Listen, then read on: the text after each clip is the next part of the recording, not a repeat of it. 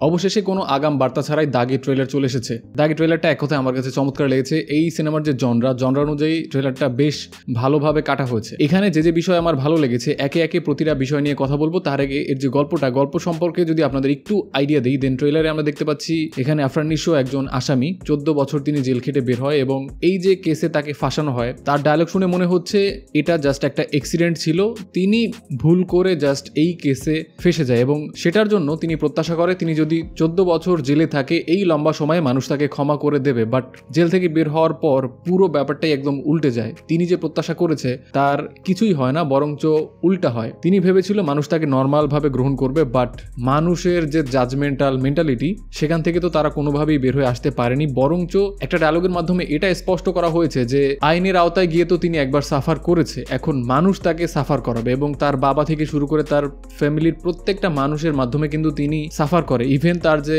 ভালোবাসার মানুষ তমা মির্জা, তিনিও তাকে ছেড়ে চলে যায়। যে ব্যাপারটা হয়তো ট্রেলারে বেশ কিছু দৃশ্য দেখে আপনি বুঝতে পেরেছেন। এরপরে তার যখন নর্মাল লাইফে ফিরে যাওয়ার কথা, তখন হয় হিতে বিপরীত। তিনি আবার একটা ক্রাইমে জড়িয়ে পড়ে। কিভাবে? তিনি যে মানুষটাকে মেরেছিল তার পক্ষ থেকে কোনো হয়তো স্ট্রং ভিলেন দাঁড়িয়ে যায় এবং তাদের মধ্যে আবার একটা ক্যাট অ্যান্ড মাউস গেম শুরু হয়ে যায়। তো এই পুরো বিষয়টা নিয়ে মূলত ট্রেলারটা সাজানো হয়েছে। আই গেস ট্রেলারে অনেক গল্পই হাইড করা হয়েছে। যেহেতু সিনেমার নাম দাগি, তো এখানে জেলের একটা বেশ ভালো পোর্শন থাকতে পারে। জেলের ভিতরে অনেক ব্যাপার থাকতে পারে যে ব্যাপারটা হয়তো ট্রেলারে আমাদের খুব স্পষ্টভাবে দেখানো হয়নি, হয়তো স্মার্টলি জাস্ট স্কিপ করে যাওয়া হয়েছে। অন্যদিকে জেল থেকে বের হওয়ার পরে যে ব্যাপারগুলো দেখানো হয় সেই ব্যাপারটার সাথে হয়তো জেলের মধ্যকার কোনো ব্যাপার কানেক্টেড থাকবে, এই ব্যাপারটাও কিন্তু হতে পারে। তো বেশ ভালো রকম কিন্তু সম্ভাবনা আছে এই ট্রেলারটা দেখে আমার যেটা মনে হয়েছে। ট্রেলার দেখে হয়তো খুবই সিম্পল মনে হচ্ছে, বাট আমার মনে হচ্ছে না যে সিনেমার গল্প এত সিম্পল হবে। এই গল্পে হয়তো আরো বেশ কিছু লেয়ার থাকবে, যে ব্যাপারটা ট্রেলার দেখে একদমই আমরা গেস করতে পারতেছি না। তারা হয়তো ইচ্ছা করে ইন্টেনশনালি এই ব্যাপারগুলো হাইড করে রেখেছে, বাট যতটুকু দেখানো হচ্ছে সেটাই আমার কাছে বেশ ভালো লেগেছে,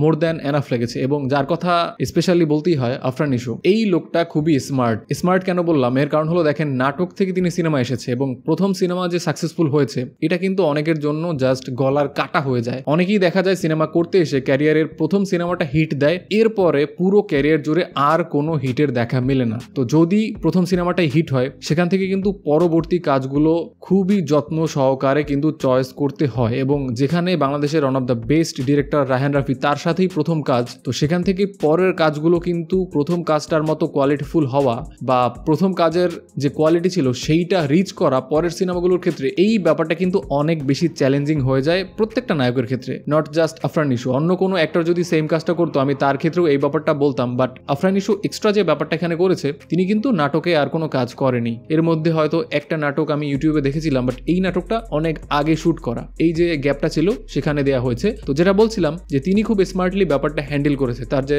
পার্সোনা, তিনি কিন্তু হুট করে নাটক থেকে সিনেমায় এসেছে। সিনেমায় আসার পর তিনি দেখবেন কোনো ওয়েব সিরিজ হোক, কোনো নাটক হোক, এখানে কিন্তু কাজ করেনি। এর কারণ হলো তিনি চাচ্ছে নিজেকে একটু রিজার্ভ রেখে মানুষ যাতে তাকে নিয়ে আলোচনা করতে পারে একটা লম্বা সময় পর, সেই ব্যাপারটা ক্রিয়েট করা। আবার বলতে পারেন যে নিজেকে হাইড করে রাখার আরো স্ট্রং একটা কারণ হতে পারে যে দর্শকের মনে তাকে নিয়ে একটা এক্সাইটমেন্ট তৈরি হওয়া, তাকে নিয়ে যে একটা এন্টিসিপেশন, এটা যাতে দর্শকের মধ্যে তৈরি হয়, তিনি এই কারণে নিজেকে একদমই রিজার্ভ করে ফেলেছে সুরঙ্গর পরে। এবং যাকে আপনি ফ্রিতে দেখতে পাবেন প্রতিদিন ইউটিউব খুললে, তার সিনেমা নিয়ে কিন্তু সেই রকম একটা হাইপ ক্রিয়েট হবে না যে হাইপটা আফরান নিশোর সিনেমার ক্ষেত্রে তৈরি হয়েছে। ধরে নিচ্ছি তার বেশ ভালো রকম একটা ফ্যান বেজ আছে, বাট স্টিল প্রতিদিন যদি আপনি ইউটিউব ওপেন করলেই একটা মানুষকে দেখতে পান, তাকে এক্সট্রা করে টাকা দিয়ে দেখতে যাওয়ার ব্যাপারটা কিন্তু একটু অড। হ্যাঁ, তার প্রথম সিনেমা রিলিজের আগে এই ব্যাপারটা নিয়ে বহু সমালোচনা হয়েছে, বাট সেটা ডিরেক্টর ছিল রায়হান রাফি এবং তিনি কিন্তু এরপর থেকে এই ব্যাপারটা একদম সুন্দরভাবে মেনটেন করে গেছে। রাশেদ মামুন অপু কিন্তু বেশ ভালো মাপের একজন অভিনেতা, বাট তাকে কিন্তু ঠিক মতো ইউটিলাইজ করা হচ্ছে না। তো এই সিনেমায় তার যে ক্যারেক্টারটা দেখলাম, তার ক্যারেক্টারটা কিন্তু বেশ ইন্টেন্স, একজন পলিটিশিয়ানের চরিত্রে তাকে দেখা যাচ্ছে। এবং একটা জায়গায় দেখতে পাচ্ছি যে আফরান নিশোর সাথে তার বেশ হাতাহাতি হচ্ছে, আবার অন্য একটা ফ্রেমে দেখতে পাচ্ছি যে তারা একই সাথে একটা মানুষের সাথে দেখা করতে যাচ্ছে। তো ব্যাপারটা এমন হতে পারে যে একটা সময় তারা একই সাথে কোনো ক্রাইমের সাথে যুক্ত ছিল এবং এরপরে তারা তাদের যে হেড থাকে, তাদের যে বস থাকে, তার সাথে দেখা করতে যায়। এটা হওয়ারও একটা সম্ভাবনা আছে। তো রাশেদ মামুন অপুকে আই গেস এখানে খুব সুন্দরভাবে ইউটিলাইজ করা হয়েছে। ট্রেলারের বেশ কিছু জায়গায় তাকে বেশ ইন্টারেস্টিং এবং ইন্টেন্স মুহূর্তে দেখতে পেয়েছি। অন্যদিকে তমা মির্জা, তিনি বেশ ভালো অ্যাক্টিং করে, এখানে নতুন করে বলার কিছু নেই। তার প্রত্যেকটা কাজই আমি দেখেছি, একদম শুরু থেকে সব কাজ। অভিনয়ে তিনি খুবই পাকা এবং সুরঙ্গের পর এই দুজনকে আমরা আবার অন স্ক্রিন রোম্যান্স করতে দেখতে পাবো। এবং এখানে কিন্তু আমরা একটা রোমান্টিক পোর্শনও দেখতে পাচ্ছি। এটাকে আপনি একটা রোমান্টিক ড্রামা আবার ক্রাইম এটাও বলতে পারেন। মুভি প্রেমীদের জন্য এবারের ঈদটা একটা ফ্যান্টাস্টিক ঈদ হতে যাচ্ছে এর কারণ হলো বিভিন্ন টাইপের মুভি এই ঈদে আসতে যাচ্ছে। কারণ একদিকে আপনি দেখবেন যে কম্প্যাক্ট কমার্শিয়াল সিনেমা আছে বরবাদ, অন্যদিকে আছে জঙ্গলি, সেটাও এই টাইপের একটা সিনেমা হতে যাচ্ছে, এবং তার সাথে একদম গল্প নির্ভর সিনেমা হতে যাচ্ছে দাগি।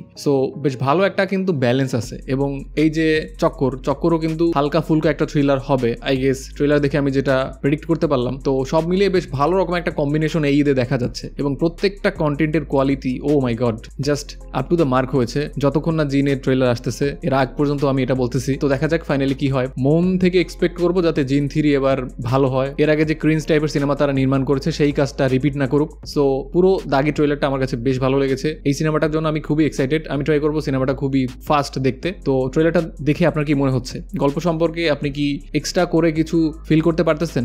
আপনি চাইলে আপনার মতামত কিন্তু কমেন্টে আমাকে ডেফিনেটলি জানাতে পারেন। এবং এই চ্যানেলে যদি আপনি প্রথমবার হয়ে থাকেন জাহিদ ব্রোতে, দেন অবশ্যই চ্যানেলটি সাবস্ক্রাইব করে দিতে পারেন। আপনার সাথে দেখা হচ্ছে খুব শীঘ্রই। টেল দেন, টাটা।